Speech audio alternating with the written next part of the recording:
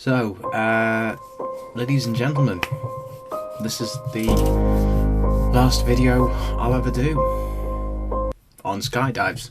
Probably isn't, but yeah, it turns out this is turning a bit like, I would even say, the Hobbit trilogy.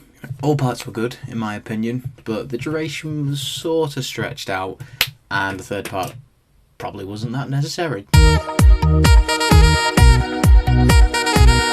Yeah, I thought I'd do a little, I'd say Q&A, but I don't have that many fans to do a Q&A on. But I wanted to answer sort of like the commonly asked questions on skydiving and then just sort of give my thoughts. So yeah, just get straight into it. And where's my phone? I have a terrible fear of heights. What does that mean for skydiving? So basically, put it in the video, but I faced my fears with it, and it's one of those that you don't back out of. I mean, I would recommend doing it for charity. If I'm being honest, I'd recommend doing it for charity, because as soon as someone gives you that first bit of money, that then sort of feels a bit like an obligation to go and do it. Like, they've put their faith in you to do it, so you need to go and do it. And that's with any task, but with skydiving, it gave me sort of a bit of an edge to go, right, somebody's giving me money towards it, I'm gonna go do it. So obviously did it for Everton in the community, and faced my fear with it, which was amazing. You know, got there on the day. I could have backed out, but there was no point. Like, people doing it for charity, so it was a case of get it done, get it done, get it done, get it done. And then when you've put the uniform on, I say uniform, but the clothes on, and you're in the aeroplane, there's no backing out. Once you get there, you may as well go and do it. And you'll see on like the first bit of the video that I had to close my eyes. Normal for a fear of heights, I think, but I couldn't for the life of me open my eyes when we were on the outside hanging onto the plane. It was one of those, just in that moment. But then as soon as that second went, and it's just amazing. It's worth doing because you just get these amazing views on it. So, and yeah, it did help me face my fear of heights. I've still got them, but it's like, now that I've gone from 15,000 feet down, then what other heights is there really to be scared of, I guess? Is tandem skydiving safe? I mean, obviously, yeah, otherwise they wouldn't do it. I mean, they say it on here, it does come with a level of risk. It does, but that's sort of in the thrill of it. You know, they go out of their way to make sure it's safe for you to go. So it's like with the lockdown and stuff, people going back to work, they wouldn't make people go back to work. Well, I guess they might do, but they shouldn't make people go back to work without them feeling safe enough to do so. So it's the same with skydiving. Will I get that falling feeling or that stomach drop feeling? When I was on the edge of the plane, you've obviously got to be in a certain position, your neck's got to be back, and you have to be ready to fall. And I feel like the first moment of getting out of the plane is probably the scariest bit of it, because there is a bit of a pulling down, because you're facing the G-force and like gravity pulling you down. So there is that falling feeling, but I mean, you're in free fall for however many seconds, reaching miles per hour of, I think it was, what did we go to? 133 miles per hour. But it's an amazing feeling, I will admit. Here is one though that was interesting. Can I wear my own GoPro? No, you can't. I learned that. Took my GoPro on the day, got rejected, and so obviously I didn't wear it, didn't use it. But safety, isn't it? So I got the video package thing, and obviously insane to do that. And because I thought, first time doing it, yeah, why not? That's really it for questions. Yeah. Well, that was pointless.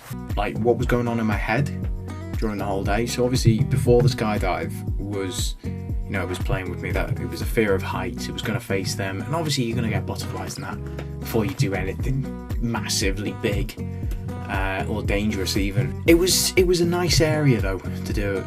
You know, so I guess it sort of helped calm my nerves. Like, the view, even just around, like on the ground, was quite nice. Seeing that obviously it was all trees. The camera guy is obviously trying to video me, give me my money's worth basically, which is fair enough.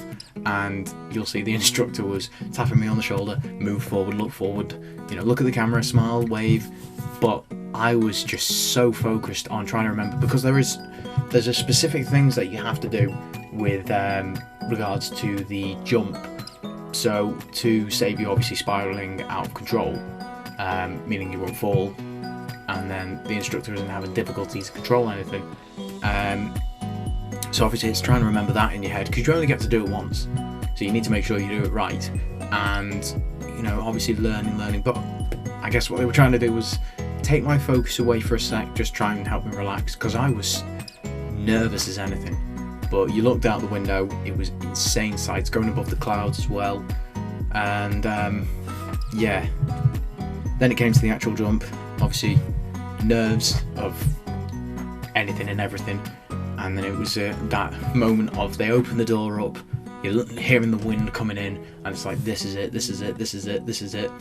And as I was saying before, you perched in a way to go around, in a way, the plane, so you arch around. Your legs are tucked away all the way back, your arms are sort of tucked all the way back, and it's like you sort of form a circle. So when you're going down, you're there, I'll have to show it, but you form sort of a, it's like your stomach is the center, and then everything sort of goes around it to meet less wind resistance. So that's what it's like at the start. And we were reaching 133 miles per hour from 15,000 feet, and it's like done in a minute, but that minute can feel like the longest amount of time, and it is just madness.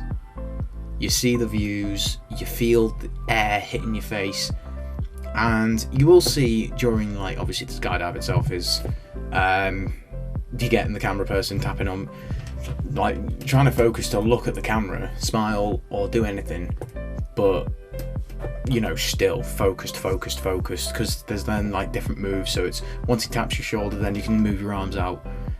Once he taps your shoulder, then you can relax, but it's still trying to remember arch back.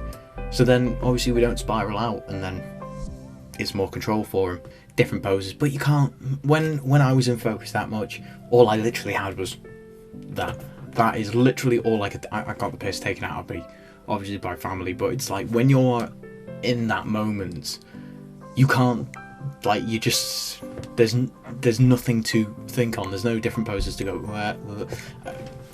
I couldn't think of any at the time. I was too focused, I couldn't think of any.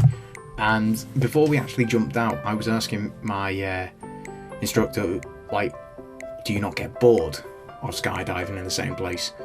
And when that parachute pulled, it was a hell of a mouthful. Insane view. You just, wow. And you can honestly see, you'll have to experience it for yourself, but you can honestly see why they don't get bored, because nothing takes away that memory of it and only adds to it every time. And then obviously we went all the way down, turning, spiraling around. You'll see that bits in the video, and that made me a little bit queasy, I will admit, but yeah, just trying to stay focused on he was asking me a couple of times, and we were talking during the whole thing, and it was quite nice and relaxing. And then obviously getting asked, are you feeling sick? Yes, we're stopped. Are you not feeling sick? No. Okay, we get going. It was just madness though. And getting down to the bottom, hitting the bottom, because there's another one as well where you have to have your legs up as like high as you can, like you're doing like a sit up, and no, not a sit up, a like leg lift or something on one of the machines at the gyms, and you have to hold your legs up as high as you can, just so then basically you land on your bum and you don't get your legs sort of twisted, because there is like a high chance if you don't keep your legs up, you could sprain your legs, ankles, possibly even breakage, I think he said. But I was all fine. Obviously landed on my bum, but for a few seconds I could not move. That was the adrenaline, my body, I wouldn't say in shock, but it was just, holy crap, holy shit, I have just done a skydive. I have faced one of my fears, I've done it, and for like a few seconds. Until I was brought back into reality on the shoulder, then I was out of it for just a few seconds. There was a sense of pride. There was a sense of pride there of the fact I've ticked something off my bucket list, which I'll go to in another video. Actually, I want to do a video on that. But yeah, pride, facing your fears, like anyone does with anything. Which then sort of brings me to the end of it. I faced a fear that I'd always had, and I was terrible for it when I was little, and managed to do it for a good cause as well. So to anyone that's looking at doing a skydive, do it, because it's worth doing, and it's one of those that really you only live once, so go for it. Truly go for it, and you will not regret it. Even if you only ever do it once, go for it.